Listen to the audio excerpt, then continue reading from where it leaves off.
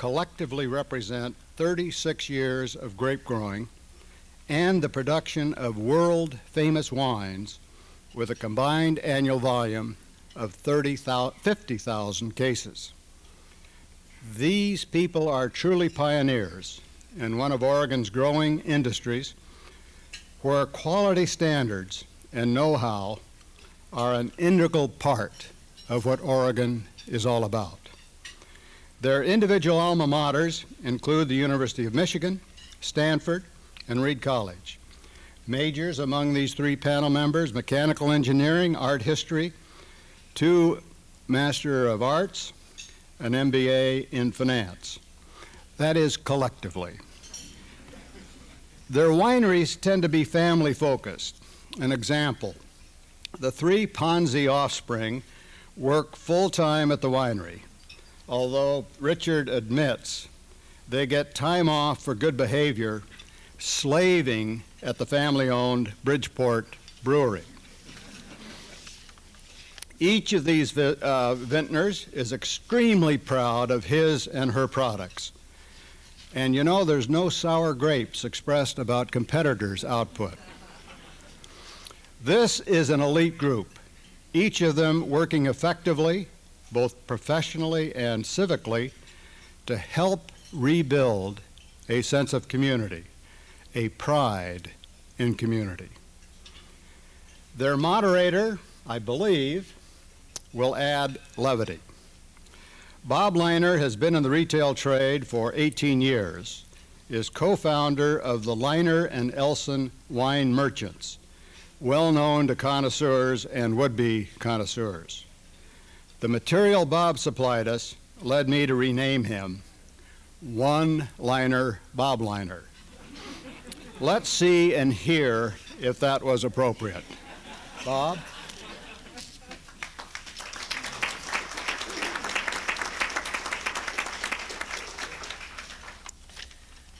I thought it was interesting that I was asked to be a moderator for you because I've never done anything in moderation in my life.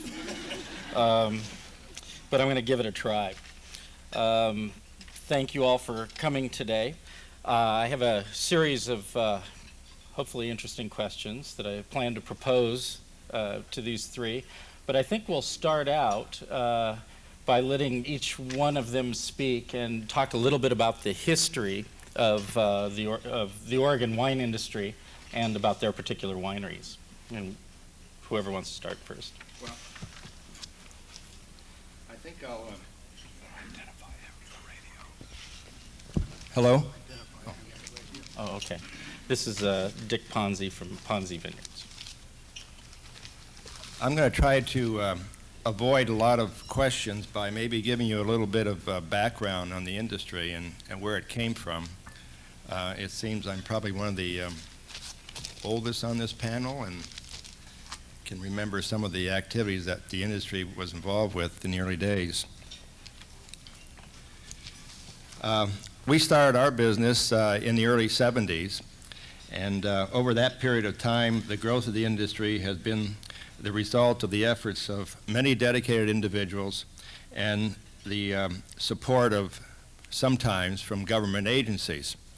If I could go back to the early days, back in the 70s, and reflect a little bit of what Oregon and particularly Portland was like, there were very few wine shops. As a matter of fact, I remember very distinctly 2 very fine wine shops.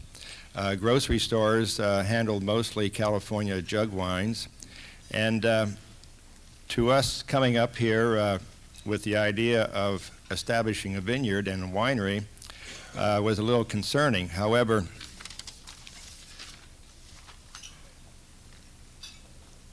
we proceeded with the endeavor of planting grapes and starting a winery with several hurdles ahead of us. I remember well one day when I knocked on the remote little office door of the Bureau of Alcohol, Tobacco, and Firearms, a great group to be associated with. I was greeted by a very polite elderly gentleman who appeared to be very comfortable at his desk and unexpecting that a bomb was about to be dropped on his desk. I introduced myself and explained that I wanted to apply for a winery license. Well, the reaction was a preview of many things to come.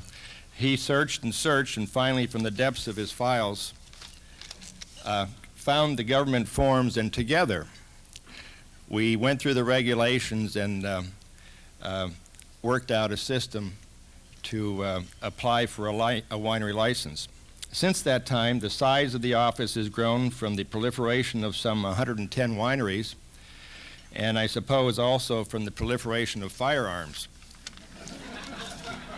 Well, the fun continued when we engaged the support of the Department of Agriculture and the Oregon State University, and it turns out that several years earlier, the Department of Agriculture had given up on growing wine grapes and had torn up all of the research plantings that they had up until that time.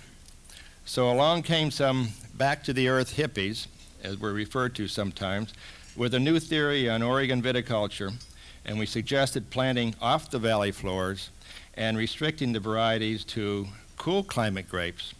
And I'm not talking about cool man grapes, I'm talking about cool grapes from cool regions of the world, places like Burgundy, Alsace, and Germany, and even northern Italy. Grape varieties such as Pinot Noir, Chardonnay, Pinot Gris, and Riesling, to name just a few. After many years of planting in several hundred acres of grapes and demonstrating some successes in the industry, we formed as a industry-wide group the Wine Advisory Board. And this is a board that is funded by the wineries and growers, and the funds are used to provide for research monies for the university and the Department of Agriculture, as well as marketing funds.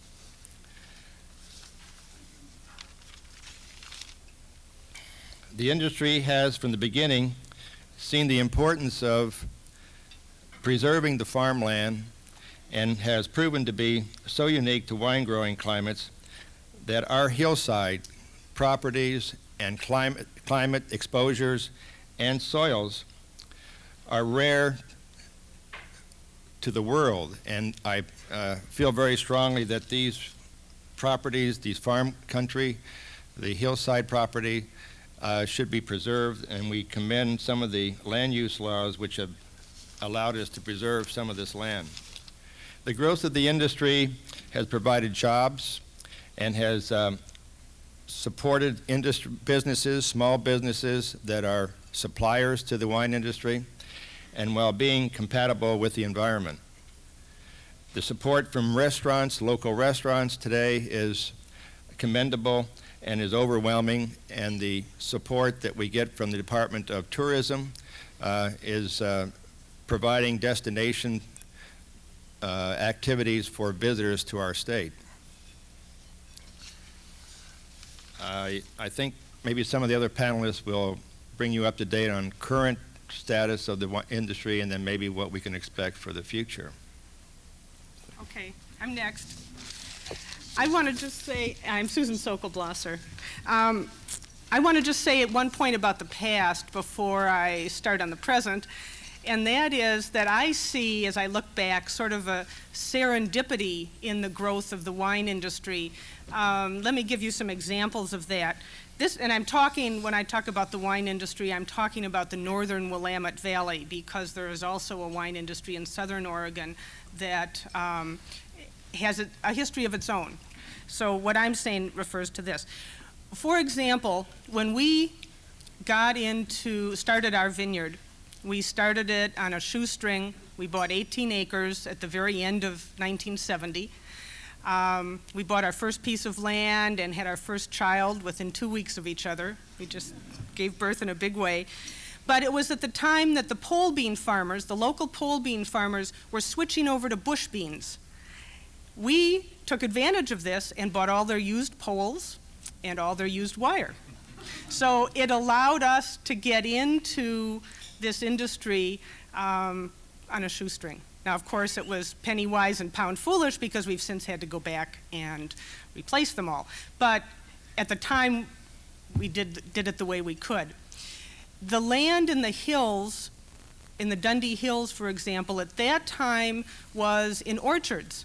And when we first moved there, everyone talked about the Columbus Day storm, because there were a lot of orchards, and the land that we bought was a prune orchard that had been destroyed by the Columbus Day storm. People talked about it as if it had happened yesterday. It took me a long time to realize that it had happened, almost a decade earlier than that, 1962.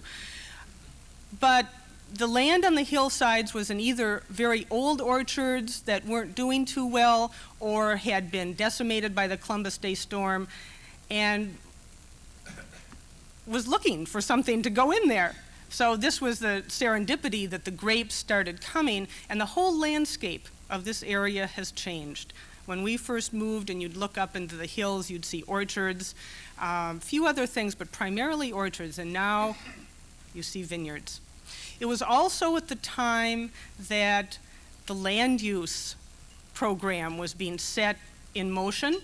In the early 1970s, the counties were having to come up with land use plans, and this enabled the wine grape growers to get involved in the planning process and to save these hills, which I guarantee you would all be view sites if we hadn't done this, save it for agriculture. Wine grapes do not need prime farmland. In fact, they don't need prime farmland down in the valley. Some of these lands in other circumstances would be considered secondary farm use. For us, they're primary farm use.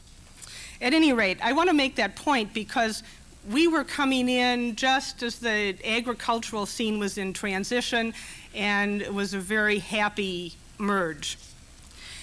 As Dick said, at this time there are approximately 110 wineries. I actually had in my notes 105, but that was yesterday, so probably since. Most of them are small. One of the things but there's quite a range. I mean, you range from maybe 2,000 cases a year to 50,000 cases a year. In fact, over 50 in some cases. One of the things that's distinctive about Oregon as opposed to Washington or California is that there is no one dominant winery. For example, it's very clear in Washington state that there are a lot of wineries, but the dominant winery in winery politics and in many ways in terms of production as well is San Michel, which also, the company that owns San Michel also owns Columbia Crest. Whereas the early group that started in the early 70s were very similar. We were all young urban professionals who were going back to the land in our own way. You now see quite a diversity of goals, of size, of financing, of distribution, and of nationality, and very different outlooks on the wine business. And I don't know if Bill is going to speak to that a little bit too, but you have, for example, King Estate, which has come in Eugene and is, I think, in terms of production at this point, the largest winery in Oregon, and is going immediately after national distribution. Pine Ridge, which is right across the hill from us and next to Domaine Drouhin, has come in and put caves, tunnels into the hillside. We're just, I don't know about Bill, but I'm sitting there thinking, boy, I want one of those. They're gorgeous. On the other hand, you have very small operations.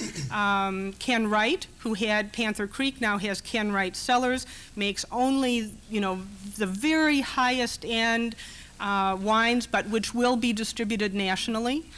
Willamette Valley Vineyards, who some of you may be owners of, has an entirely different concept of ownership and financing and location. Right on Highway 90, I-5, and just a whole different look. So we're very different at this point. About 47 states in the country have wine industries, which, if you go to those states, are very active. You will see case stacks of Virginia wine in Virginia liquor stores. In Michigan, you'll see a lot of Michigan wine.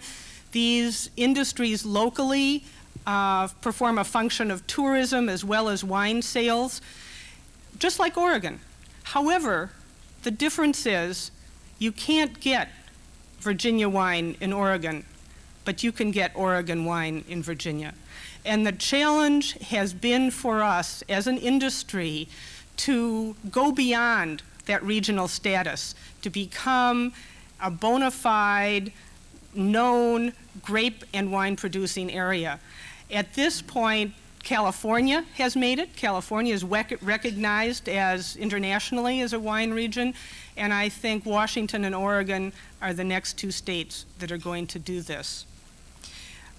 The Oregon wineries are marketed primarily in Oregon for many of them, only in Oregon for a good number, but there are also wineries, and I think all three of us are marketed not only nationally but also internationally in a small way. You'd probably have to look pretty hard to find us, but we're there. I also want to say a few words about the agricultural part of the industry because we feel that that is the strength. I mean, that's why we're in Oregon, is because of the quality of the grapes that we can grow. I mentioned that we do not use prime farmland in the traditional sense of fertile land. We also are different from other agricultural interests because we are non-irrigated. Water is not the issue for us that it is for so many agricultural commodities. We occupy a unique point on the harvest schedule, which helps the migrant or resident labor population. We're right in between broccoli and Christmas trees. So we keep people busy on a year-round basis. We are virtually organic. There are very few vineyards that promote themselves as organic, but I think it's important that you know that I don't know any vineyards that use pesticides, for example. Most of them use primarily sulfur, and the other kinds of chemicals that are used to prevent rot are, in the scheme of chemicals, on a scale, very benign. In other words, this is a good industry environmentally. The economic ramifications, Dick alluded to some of them. There have been new industries which have grown around the wine industry's growth to support it. One of these in Yamhill County is the bed and breakfast industry, which is, and many of you have probably stayed in some of these bed and breakfasts. This is a new industry for us. And if you've ever been through Dundee, which used to be famous as a speed trap, is now famous for the number of wonderful restaurants that are in this little, what used to be a truck stop of a town. It's very unusual to find a small community that has such wonderful food being served, and that is directly related to the growth of the wine industry. The barrel makers, when we first started, coopering was a dying industry. And there has been a tremendous resurgence of people who want to be coopers, who are training to be coopers, and of French companies who are locating in the United States to serve the industry. And in fact, there is one that has located, I don't know how permanently, but in Lafayette, near us, to build barrels out of Oregon oak, which we are also doing some experimentation with. But there's a lot of, everything from custom farming for people who want to have vineyards but don't want to live on them or don't want to work on them. We're keeping the tractor dealers alive because the large equipment is been cut back. So if they're not selling lawnmowers, they're selling vineyard tractors. Stainless steel tank production is increased due to the winery industry. There's a mobile bottling outfit that has developed that goes from winery to winery. It looks like a mobile home. In fact, it was a mobile home unit. Then the interior has just been made into a bottling unit. They come in, they hook up to our tanks, and they bottle. They allow us to bottle at a quality level that we can't afford to buy privately to do. And the hard part, though, is scheduling, because they need to be someplace else whenever we need them. But this gives you an example of the kind of things that have been spawned. We've provided work for a lot of people, and this says nothing about the printers and the labels and et cetera, et cetera. So that's where we are right now. Bill. Gil, I just want to see if this works. Okay. Does it? Just, I'm having a hard can hear time me? getting you to say things here today. I just felt like talking. Bill Hatcher from Domaine Drouhin. Got to do my job. I'm Bill Hatcher, the token American for Domaine Drouhin. In spite of all of the history that's been discussed here, the industry is still in a nascent stage. It's said that Gallo spills more in one day than we produce in an entire year as a collective. And to that end, we're at somewhat of a crossroads in the industry. If Dick and other pioneers have been making wine here for 25 years, and I'm sure to hear, in terms of a nascent industry, it's probably rather fatiguing to hear that. But we are still very small, and it has been really only in the last 10 years that recognition has started to come to Oregon. And over time, we have begun to build a critical mass of renowned producers. The pioneers of the industry have refined their craft. Other people have come in, such as us, with knowledge from other parts of the world. We have shared that knowledge, just as the knowledge of Oregon, the gestalt of Oregon, has been shared with us. And all of this is starting to blend, like I said, a critical mass of producers to take the industry forward.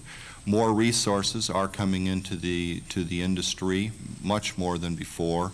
Some of it, admittedly, I would characterize as more dollars than cents. Or put another way, there are those who didn't have quite enough money for a baseball team, so they started a winery.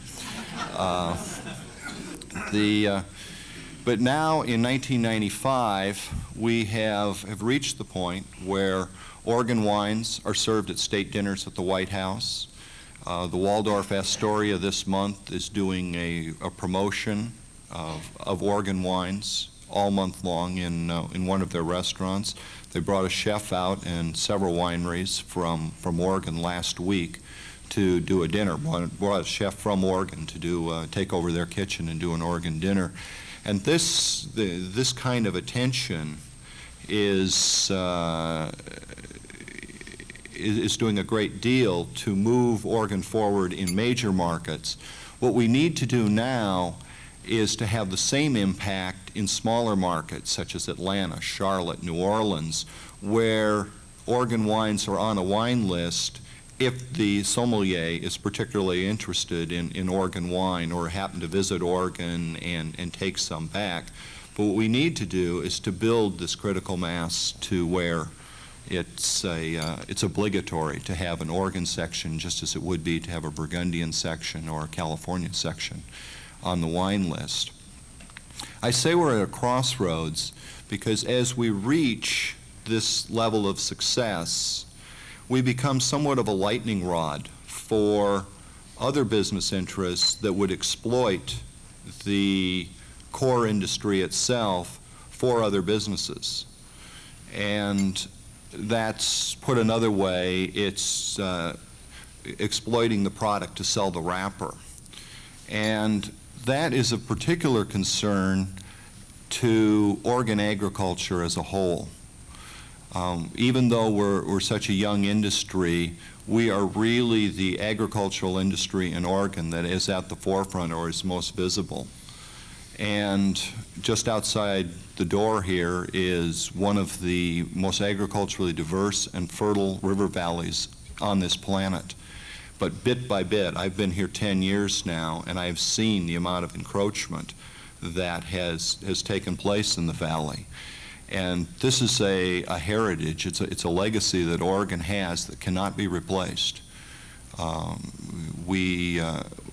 We're at a time where we have to make certain fundamental choices as to what we want this state to be in the next 30 to 40 years. Now, ultimately, economics wins out, and whatever one's aesthetic views may be. So for us as an industry to say, but no, we want this valley to stay that way, well, that's not good enough. As an agricultural industry, we have to do what's necessary to make the land economically valuable.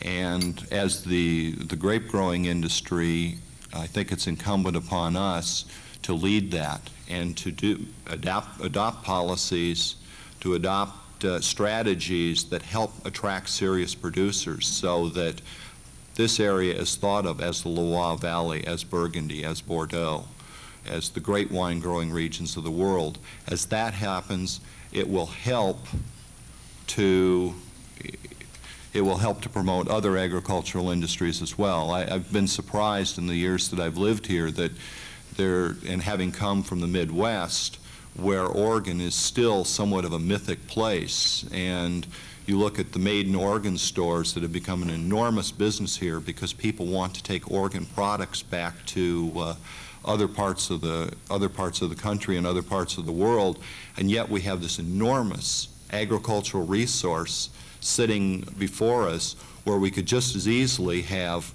produce, nuts, row crops, berries that are all marked produced in Oregon, and the value that could come to Oregon from that, I think, is largely untapped.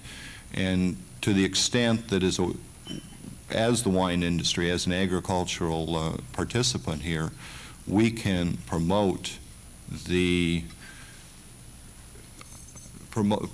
agricultural the agricultural area here as being one of the finest growing areas in the world, where things can be grown at a quality that they can't be grown elsewhere, can be grown without the need for pesticides, with minimal use of herbicides, minimal use of fungicides.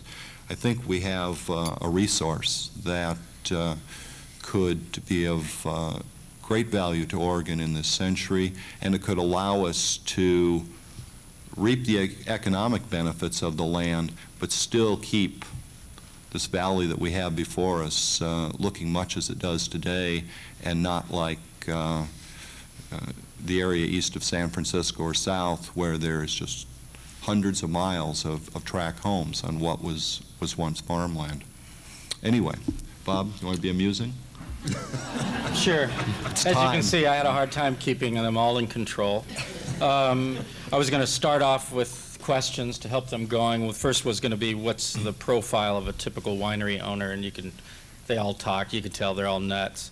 I go down the list, and they pretty much answered everything, and we're running out of time. So I guess that takes care of that. Do we have more time before we do anything with the audience? We do have a little more time. I thought it might be an interesting thing to talk a little bit about the wines themselves, and to talk a little bit about the direction that the wineries are going. And I thought it might be kind of interesting this is an industry that's built itself on Pinot Noir, on the Pinot Noir grape. And although they haven't named names, I think everybody was talking about Oregon wines, they were talking about Pinot Noir. A secondary grape has come up in the last few years, a secondary wine. Pinot Gris has become very popular, and Oregon is getting to be known for its Pinot Gris as well. But I thought it might be kind of interesting to ask the group here if there are any other grapes, we can get a kind of hint as to any new wines on the market that they think is going to be the next hot thing in the market. More reasons to promote Oregon wines. Dick probably has the most interesting things going on. Well, to understand again, the industry started and was successful because the varieties that were selected to match the climate. And so those varieties that were selected in the earlier days were safe varieties. That is, there were good examples in other parts of the world that were grown in climates similar to what we saw in Oregon. So there was a good match. I think what we're seeing now is that we're kind of going to the fringes now. We're looking at other varieties that may do as well in this region. Now, Pinot Noir is certainly one of the successful varieties. And some of you may be wondering, well, why don't we grow Cabernet? Well, that's a warm climate grape. That's a Mediterranean style grape, growing grape, and therefore doesn't do well in the North Willamette Valley. So when you are spreading your image out to where you can grow best here, you look for the cool climate grapes. And Pinot Gris has been one that's coming forward as another grape because it's grown close to the same climate that Pinot Noir is, and Chardonnay and Riesling and all those are definitely cool climate grapes. At our winery, we're kind of looking to the North Europe, Italian varieties. Italian foods are very popular. Italian cuisine is becoming very popular for a lot of Americans.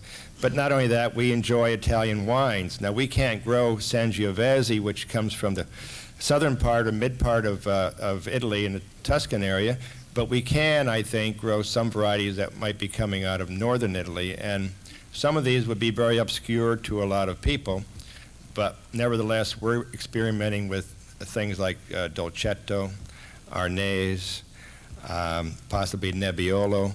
These are all Northern European, could possibly do well in our region. So we're experimenting with those kind of varieties. You didn't tell them about the Muscatel you're making. No. Susan, are you? Yeah, I wanted to respond to that. When we first started, we got hold of a grape called Müller-Thurgau, which is a first cousin to white Riesling, was developed in the 1890s by a professor in Switzerland. His name was Professor Müller. He did this in the Thurgau Valley in Switzerland. I'm trying to give you an idea why it has this very cumbersome name, Müller-Thurgau. We've been trying to think of how we could make it sound Italian so it would have more romance, but if you have an idea, I'd be happy to hear it.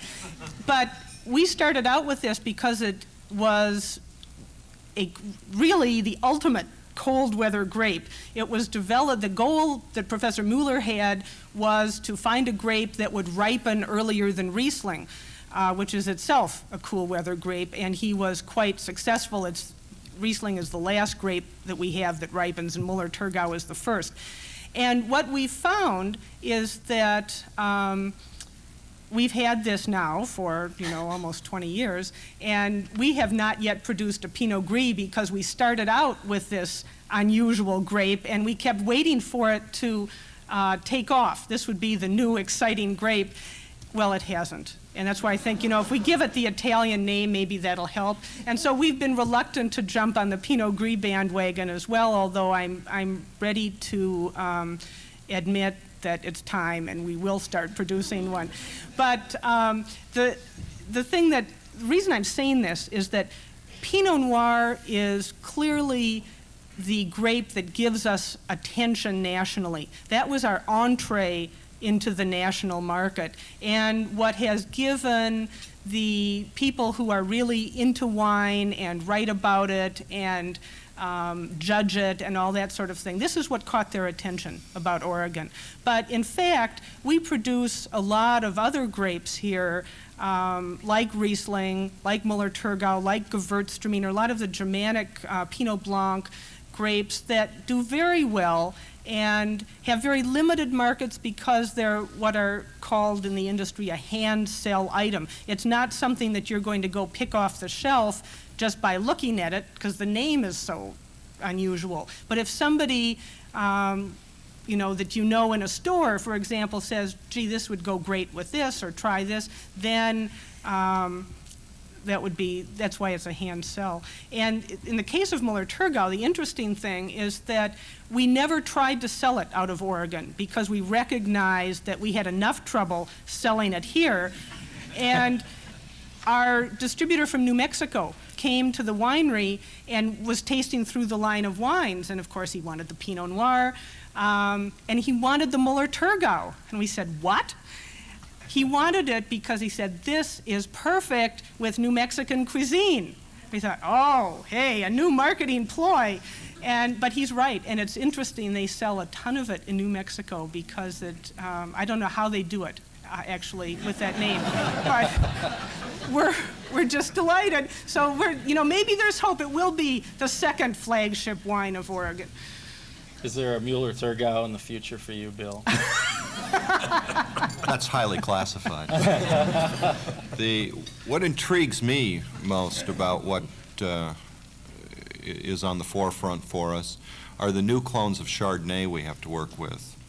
The Chardonnay that has been produced in America up to this point is largely made from a single clone that was developed out of, I believe, Davis. Right? And it is a high-yielding clone, tends to have large berries, produces good wine, but it doesn't tend to produce, and I'm going to get in trouble with my colleagues here, but from a French perspective, doesn't... Which perspective? From a token American perspective, that doesn't tend to produce wines that are that various. It tends to have more monolithic flavors to it. We now have available to us the clones that are used in France and are used in Meursault, are used in Pouilly-Morchet and Montrachet, that account for all of these nuances, these wonderful nuances in French Chardonnays. And I think all of us are experimenting with those and starting to produce small amounts of wine. And over the next 10 years, I think that we will see Chardonnays from Oregon that have much more distinctiveness, are much different than those of Australia or California, New World Chardonnays, and will be, there's no reason that it shouldn't be. If we can grow Pinot Noir here that's on a par with that grown in Burgundy, there doesn't seem to be any reason that we shouldn't be able to grow Chardonnay that is on a par with Burgundy and with white Burgundies as well. And it's going to be an exciting time to see what we all come up with in this time. Okay, well, thank you very much. And now I think we'll open up the questions and start with Diana. You have a question.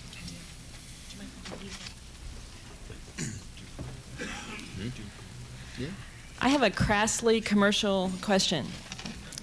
As a consumer, it seems to me that Oregonians buy Oregon wine for less money in California and Washington than in Oregon. If this is the case, this may be a question for Bob, actually. Yes, I think so. If this is the case, could you tell us what the dynamic or dynamics are that make this the case? Well, if you look at his T-shirt, you can see it's not going in his pocket.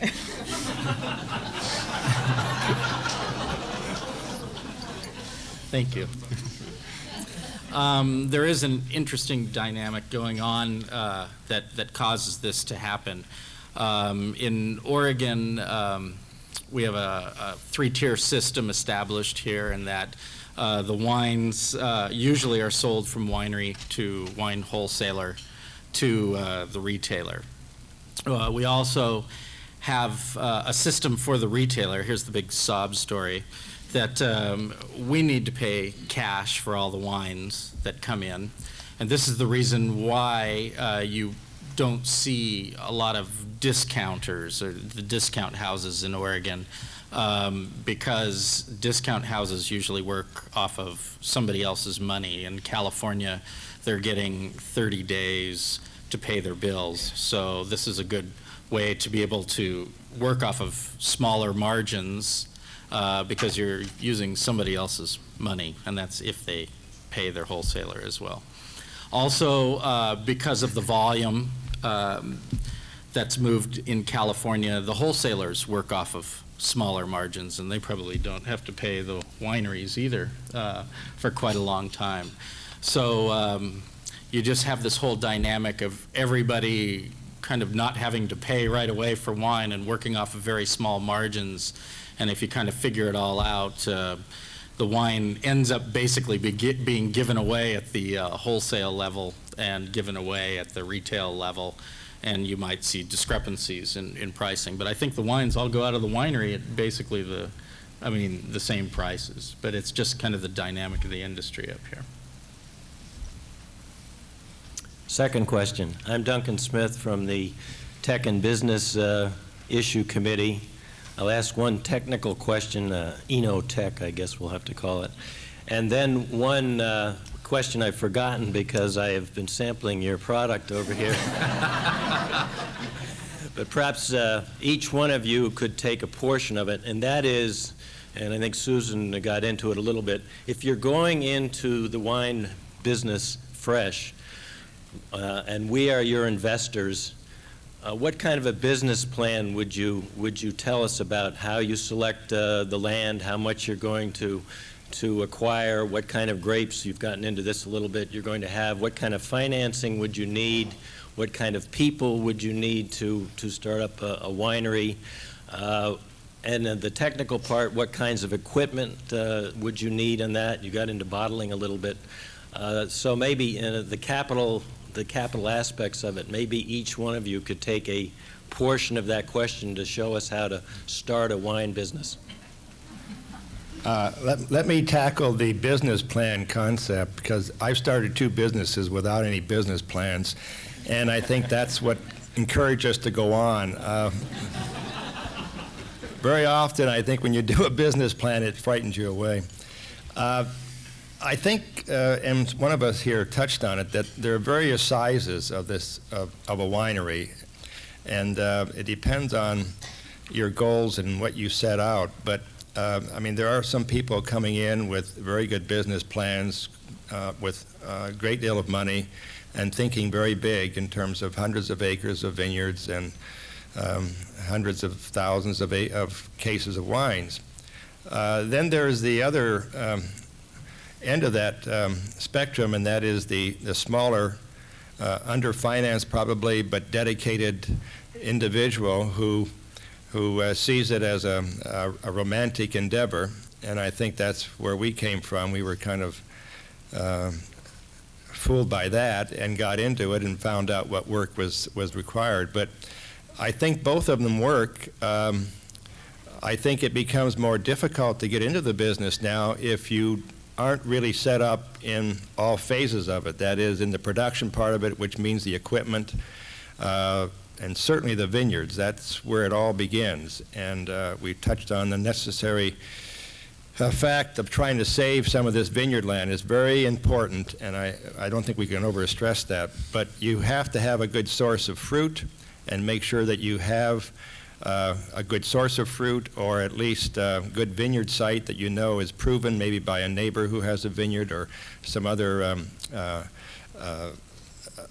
conditions that you know will work for that particular site, and have the finances to have the best kinds of equipment. In our experience at the winery, equipment was very important, particularly when we sized up our winery. We made a lot of mistakes in terms of what equipment to buy. So the equipment is very important, and so don't be undercapitalized, and that's part of it. And then the marketing is probably 99% of it. If you have the good product, there's a lot of competition out there with people with good products. But marketing is a very key to this whole industry, and I think if one isn't programmed well in how they're going to market, particularly depending on the size of their operation, it could be a failure no matter how good your product is. Those are just some quick thoughts that I have. Anybody else? What kinds of equipment, for example? A little more specific. I would say, well, more than equipment, I would say that, well, first of all, I'd say that if you have the money to think that you can start a winery, for a fraction of that, you can get very good psychoanalysis. But I think what's most critical in the plan, 2 things in the plan, and Dick touched on one of them, but the other is looking at cash flow in terms of a dynamic. People will come into the business, and even if they lay out a plan, they'll say, okay, I need to buy this, I need to buy this, I need to buy this, and I need to buy this. And they may choose all of the best equipment, they may pick the best elements, but what they don't see is how much working capital is needed to get you from here to there. It takes anywhere from 8 to 12 years to break even in this business. And Robert Mondavi said once, and then you only make money then when you sell the winery. But for instance, take an example of a piece of equipment we use. It's a large fermenters that we use, and landed and installed, they're about $50,000 a piece. And one day I was thinking about that. I said, what does this really cost? In other words, how much money do we invest before we ever see any return out of what we put in there? And if you put, say we install one, which we will do this coming month in August. So in August of '95, we'll put in a 40-barrel fermenter. We have to buy 40 barrels to eventually keep the wines that come out of it. We'll have to buy fruit this fall. Well, that fruit and the wine, it'll go into the barrels and it will stay there until just after the following harvest. Well, meanwhile, it's in the barrels until the following harvest. We buy grapes again and put it in that same fermenter. And so now we have two vintages, and then we have to bottle one, and it just keeps going on. And you go out about 2.5 years before the wine's in the market and you start to see it come back. And when I ran out the numbers on this, it came out to about $225,000 was invested into that $50,000 fermenter before you ever saw the first dime of payback. The other thing that Dick touched upon was the marketing issue. And I think that's key, that for us who are in this business, who know wine because it's what we're paid to do, or what we hope we'll be paid to do, we can go into Bob's shop, and I don't think any of the three of us, Dick, Susan, or I, would say that we could tell you about specifically tell you about 25 to 35%, more than 25 to 35% of the wines in the shop. To say, I know I've tasted that wine, or I've had this wine by that producer, I know this region, or whatever. And this is what we do for a living. Now, for all of you walking into Liner and Elsen, how many wines do you know in there? And you could have the best wine on the shelf, the best price, but how are you going to know that? You're selling, when we sell Pinot Noir at $20 and $30 a bottle, we're selling to the same people, many of the same people, who would be customers for Alexis. But in Alexis, you have a lot of money built in to determine where that customer is. $30 seems like a lot of money for a bottle of wine, but there's nothing in there. There's not enough in there to be able to target and find those customers. So that marketing problem becomes a very difficult one, and it's nice to have an extended Italian family like Dick has, so you can send them all out to market for you. If you're like David Adelsheim and you have one daughter who's 10 years old, you spend about 6 to 8 months of the year living in hotel rooms. Susan. You're asking questions which are absolutely basic and impossible to answer in this format. But I want to say two things. One is that if somebody came to me asking about investing, I'd want to make sure they were not using funds they had set aside for their retirement. The second thing is that, and I have had a number of people come to me over the years saying, gee, I've always had this dream of having a vineyard or a winery. What do you think I should do? And like Bill, I've said get psychoanalysis, because I have been very, being in the middle of it and struggling, have not felt like I should encourage other people to get into this same position.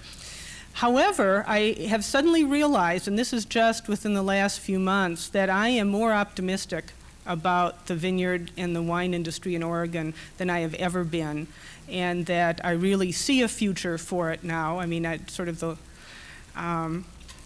light at the end of the tunnel, perhaps, and it's not an oncoming train, that I haven't seen before, and that I think it's at this point, I would not discourage people.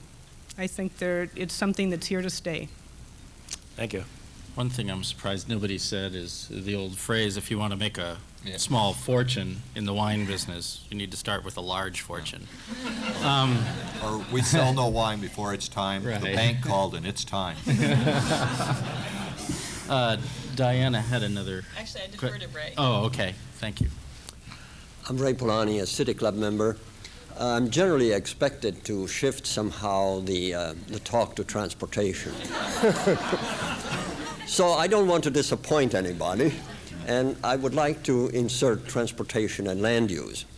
I think there's been some reference about the importance of the Willamette Valley by Mr. Hatcher, and I think you folks have talked about the importance of our West Hills around Dundee and Newburgh and so on. And what I would like to ask is the crucial question for our metro area of holding the urban growth boundary.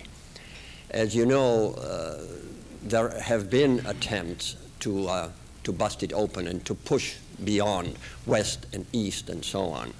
And in the valley, of course, there is the perennial problem with Interstate 5, which carries an awful lot of traffic and should be expanded. Now, in both instances, I think transportation, rail, can play a very important role. And I would like to ask Mr. Ponzi and Ms. Sokol-Blosser, am I right in saying that I know you have been active already against the next threat, which is the bypasses, the Western bypass, the bypass in Newburgh, the bypass in Dundee, and so on and so forth, which is a travesty, I think, for additional capacity and additional freeways and so on. How important do you think is to hold the urban growth boundary? How important it is in the valley to provide alternatives other than expansion of the highways? I'd be very happy to answer that question. Our vineyard is located about a half a mile to the urban growth boundary. And when we started our winery and when the land use laws were adopted, it didn't seem to be much of a problem because there wasn't any housing. There was still a lot of country even 2 or 3 miles away. If you drive up to our winery or towards our winery, you can see the building that's going on, and you can see it stop suddenly, and that's kind of a marvelous thing. It's an invisible wall there, and that is the urban growth boundary. In addition to that, recently the West Side Bypass has this dark shadow that goes across Washington County, and it happens to take in a large swath of property, including our winery and vineyards, without any regard to how the land could be used. And that is, and we try to stress up here that wine grape growing is a very important, requires very specific kinds of property. And if you go to the history of the United States, the immigrants, the settlers who came here, at every point along their settlement, they would try to grow a grapevine. I mean, they brought grape sticks with them all across the continent. The Spaniards came up from the south and planted in California and had success. And once they had success, they stopped. And in the early 60s or late 60s and 70s, other people came to Oregon and put some sticks in the ground. And it turned out to be the most beautiful, wonderful thing for the world because grape land is precious. You can't grow wine grapes everywhere in the world. And to have that discovery here, I think is so precious that we don't ever want to lose sight of it. Once you plant, once you build on it, once you cover it with asphalt, it's gone forever. I'm certainly a strong advocate of rapid transit and public transportation. Unfortunately, we can't use it always, but we certainly are advocating it and trying to preserve as much of the farmland as we can. I remember appearing at hearings at Washington County some 20 years ago talking about how to preserve land, hillside property, and they were saying anything above 500 feet was useless property, let's build on it for view sites. And I was just there a month ago pleading the same thing because the same arguments come up again. hillside property isn't good for farming. And so if you understand the preciousness of wine grape growing, you'll understand that we got to preserve a very unique section of the world for wine grapes. I'd like to do something a little unusual. I'd like to propose a toast. A toast to Dick and Bill and Bob and Susan for a marvelous presentation, and a toast to the program committee for arranging this. Hear, hear.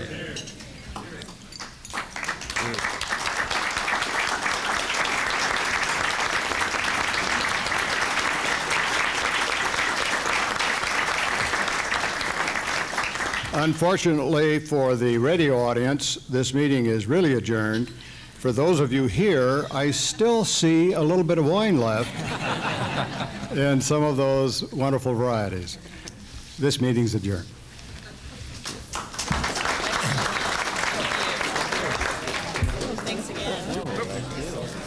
So, Dick, you're against the